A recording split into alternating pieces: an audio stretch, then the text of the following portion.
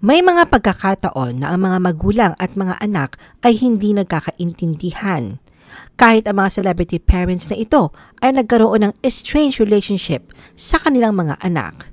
The Philippine Showbiz List presents celebrity parents na may estranged relationships sa kanilang mga anak. James Yap. Si James Yap ay nagbigay ng pahayag sa isang panayam na lumabas noong Miyerkules, October 9, 2024 na sinabing 10 taon nang hindi niya nakita ang kanyang anak na si Bimby Aquino Yap. Si Bimby ay anak ni James sa dating asawa na si Kris Aquino. Sa isang nakaraang post sa Instagram ni Kris noong June 2023, kaugnay ng kanyang relasyon kay Batangas Vice Governor Mark Leviste, nabanggit ni Kris ang kanyang pangamba na hindi matulad si Bimby sa kanyang childhood na lumaki ng walang ama. Sa mga panahong ito, pinilit ni Kris na bigyang daan ang anak na i-rebuild ang relasyon nila ni James. Sa edad na 8 taong gulang, naiintindihan na ni Bimby ang kanyang sitwasyon at ang posibilidad na makagawa ng sariling desisyon para sa kanyang buhay. Noong siya ay 16 na, binigyan ni Kris si Bimby ng pahintulot na makipag-ayos kay James kung ito ay nais niya. Sa kanyang Father's Day celebration noong June 2024, gumawa si Bimby ng unang hakbang upang maayos ang kanilang relasyon. Ang huling pagkikita ni James at Bimby ay noong libing ng dating Pangulong Noynoy Aquino sa Manila Memorial Park noong June 2021. Ngunit hindi nagkaroon ng pagkakataon si James na lapitan ang kanyang anak at nasa likod lamang siya. Dennis Padilla.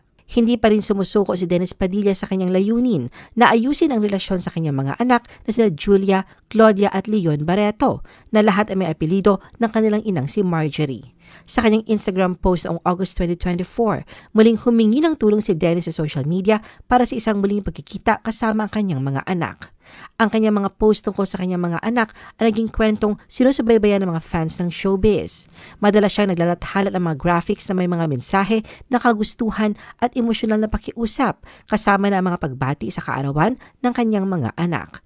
Bawat post ay sinasabayan ng mga taus-pusong mensahe na nagpapahayag ng kanyang pagnanais na muling makipag-ugnayan at ayusin ang kanilang nasirang ugnayan.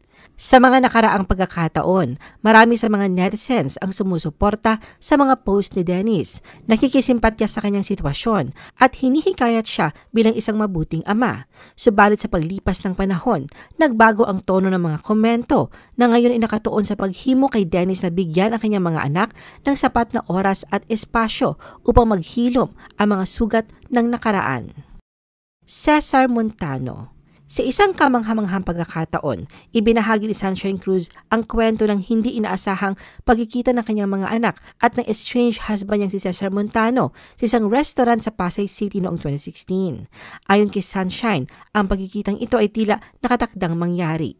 Sa kanyang Instagram account, nagpost si Cesar ng isang larawan kasama ang kanilang mga anak na sina Angel, Samantha at Angeline. Nakilala si Cesar bilang isang kilalang aktor, ngunit ang kanilang pamilya ay naharap sa matinding pagsubok simula na magsampa si Sunshine ng mga kaso laban sa kanya 2 taon bago ang insidenteng ito na nagresulta sa pagwawakas ng kanilang 13 years na pagsasama. Ipinahayag ni Sunshine sa kanyang Facebook na naganap ang pagkikita sa Resorts World Manila kung saan siya at ang kanyang pamilya ay nagdiriwang ng kanyang nalalapit na kaarawan. Nakasaad dito na si Cesar na tinukoy niya bilang kanyang ex-husband ay nasa isang kalapit na restaurant din. Samantala noong February 2017, nagpost si Diego Loizaga tungkol sa pagiging duwag at sinungaling umano ng kanyang ama na si Cesar. Nilinaw ni Cesar sa isang panayam noong August 2017 na sila ay nag-uusap na ng kanyang anak na si Diego. Kasabay nito ay ibinalita rin niyang umalis na sa kanyang bahay si Diego. Lloyd Sammartino. Noong June 2024, inilabas si Julius Babaw sa kanyang Unplugged YouTube channel ang isang eksklusibong panayam kay Lloyd Sammartino. Sa nasabing panayam, ibinuhos ni Lloyd ang kanyang saloobin tungkol sa kanyang relasyon kay Joe Ramos at ang hidwaan sa kanilang nag-iisang anak na si Sergio. Ipinahayag ni Lloyd na mula na maghiwalay sila ni Joe na naganap 3 taon matapos ang kanilang kasal noong 1992 dahil sa irreconcilable differences, hindi na sila nag-usap hanggang sa pumanaw si Joe. Ayon kay Lloyd, galit sa kanya si Joe at hindi sila nagkaroon ng pagkakataong makapag-usap ng dalawin niya ito sa ospital habang ito ay comatose. Pinakiusapan pa si Lloyd ng dating Pangulong Fidel Ramos na humiling sa kanya na huwag ilantad ang kanilang sitwasyon sa publiko hanggat hindi natatapos ang kanyang termino. Ang hidwaan ng kanyang mga magulang ay nagdulot ng sama ng loob kay Sergio na naging dahilan ng distansya nila sa isa't isa. Sa kabila ng lahat, umaasa si Lloyd na darating ang panahon na magiging maayos ang kanilang relasyon bilang mag-ama, lalo na't minana ni Sergio ang talento ng kanyang ina sa musika at ngayon isang backup musician ni Gary Valenciano. Freddie Aguilar. Nag-usap na ang Pinoy folk singer na si Freddie Aguilar at ang estranged daughter nitong si Megan Aguilar, ngunit hindi pa rin pinapayagan si Megan na makapasok sa bahay ni Freddie. Sa isang panayam sa vlog noong February 2023, isiniwalat ni Freddie na mayroong pagka-rebelde sa ugali si Megan mula pa noong una. Ayon sa kanya, bagamat nagkakaroon na sila ng komunikasyon, hindi pa rin siya handang buksan ang pintuan ng kanyang tahanan kay Megan dahil sa mga issue na kinasasangkutan nito, lalo na kanyang anak na pinagtutulungan niyang pag-aral. Pinahayag ni Freddie na hanggat hindi nakikita ang pagbabago kay Megan, mananatili ang kanilang strained na relasyon. Napabalita ring nalulong si Megan sa pinagbabawal na gamot, bagay na kanyang pinabulaanan. Noong January 2023, lumapit si Megan kay Senator Raffy Tulfo sa kanyang programa na Raffy Tulfo in Action upang humingi ng tulong. Ibinahagi niya ang kanyang karanasan sa pagkakaroon ng hyperthyroidism at ang dinanas sa cardiac arrest. Sa kabila ng mga pagsubok, umaasa si Megan na magkakaroon sila ng pagkakataon na magkasundo ng kanyang ama. Jose Manalo. Sa mga nakaraang panayam noong 2014, isinawalat ni Nico Manalo, anak ni Jose, na bukas siya sa posibilidad na makaharap ang kanyang ama at nais niyang marinig ang panig nito tungkol sa kanilang hiwalayan ng kanyang ina.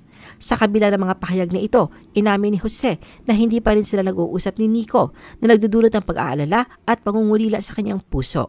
Si Jose, tulad din ni Nico, ay umaasa na darating ang panahon na magkakaroon sila ng pagkakataon na magkasama sa isang proyekto, partikular na sa isang pelikula. Naniniwala siya na ang paggawa ng pelikula ay maaaring maging paraan upang muli mapagtibay ang kanilang relasyon at maayos ang mga hindi pagkakaintindihan.